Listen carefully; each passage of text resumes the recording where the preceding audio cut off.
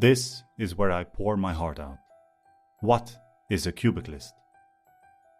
Now that seems like an odd word that has something to do with cubes and maybe lists. Well, not really. It has nothing to do with either. In fact, it is not a commonly used term in the English language. If you try to ask Google about it, it will immediately redirect your research to the word cubicle. Actually, Google isn't that far off, but not quite right. It will tell you that a cubicle is a small partitioned off area of a room. For example, one containing a shower or toilet, or a desk in an office. So it can be a very small area to live in, or a very small desk in an open space to work in. The key word here is, you guessed it, small. That's where I found myself, working small and living small. Let's get back to Google for a second. If you insist that it sticks to your search, it will keep to it at your own risk. And there it is. The result is a definition from the Urban Dictionary, telling you that a cubiclist is a worker who spends most of his hours in a cubicle. The key word here is, you guessed it, most. There you have it. That's what a cubiclist is. But is that all there is to it? A worker who spends most of his hours working in an open space, where the noise is everywhere, chaos is rampant, and privacy is non-existent? Maybe he lives in a cubicle too, living, eating, and going to the bathroom in a small space, because that's all he can afford. Is that it? Well, not exactly. That cubiclist is a person with dreams and aspirations, degrees and qualifications, a family and obligations, feelings and tribulations, rent and compensations, a man seeking liberation. He wants to break free from his boss, from his job, from poverty, and from his small apartment. He really, really wants a front lawn. He got an education in hopes of finding financial freedom and woke up to find that his dreams are just that, dreams. That cubiclist is me and you, a person who is much more than a job, so much more. He was raised to believe that he was special and found out the hard way that he was dispensable. So he decided to change. How it started? I was a cubiclist. It was a Wednesday morning. That's when it started. It was bound to happen since the moment I set foot in that office a year ago. My boss was breathing down my neck about some client that was unhappy with my services. I was somewhat cold and lacked enthusiasm, as he explained in a follow-up complaint call. I was working, as you know, in a cubicle.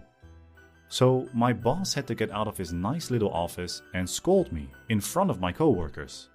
All I kept thinking about at that moment was that this is not okay.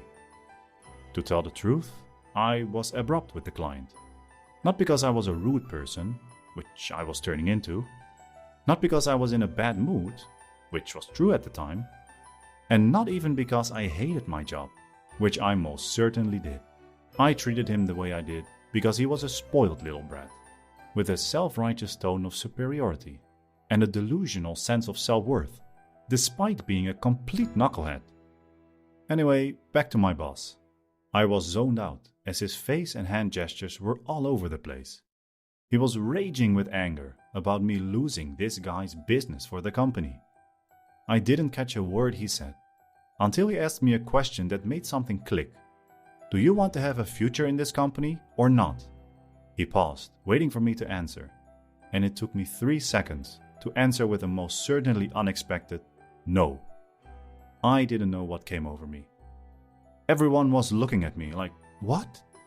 I smiled, got up and left.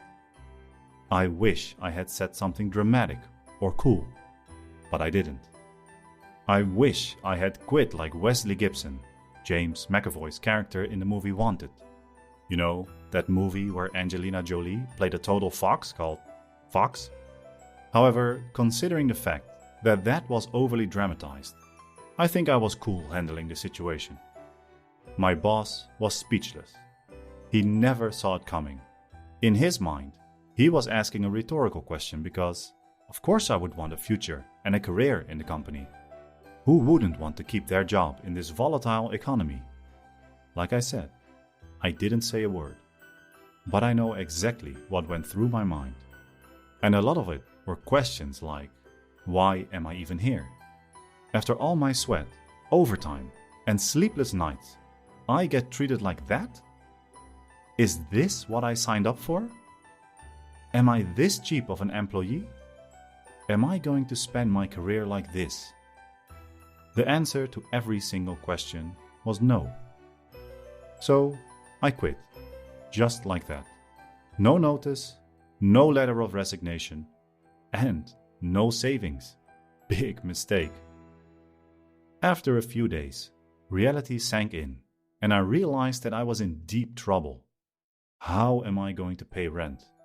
And most importantly, eat? Long story short, I called a friend. He helped me get another job, and I was back to square one.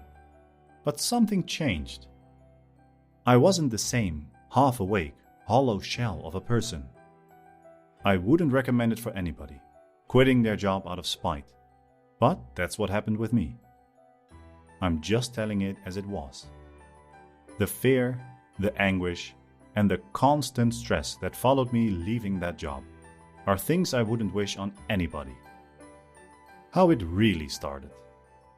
I started the next job with a chip on my shoulder. I vowed to never come back to that position where somebody has the keys to my life. I realized that I never spent the morning outside in so many years because I was spending my off days asleep and recovering from my rough week. I worked on myself. I learned everything I wasn't taught about finances and how money works. I realized that's how you buy your freedom, otherwise known as your time. I never looked at my job the same. It was a stepping stone to my next move. I moved to another job after that, after negotiating for a bigger salary, and another one, until I was completely sure that I cannot work for anybody else. My next move was the weirdest of them all. I quit after I made sure I was able to support my family with my side hustle. I never did not have a job since my teenage years, but it somehow felt so right. Never leave a job before finding another, or better yet, find your way out with a side hustle. That's what I really recommend. If you are happy with your situation, that's fine, more power to you. Otherwise, never settle, and most and foremost, never sell yourself short. How it really started? I fired up my laptop and started typing. How it really started? I was a Cubiclist.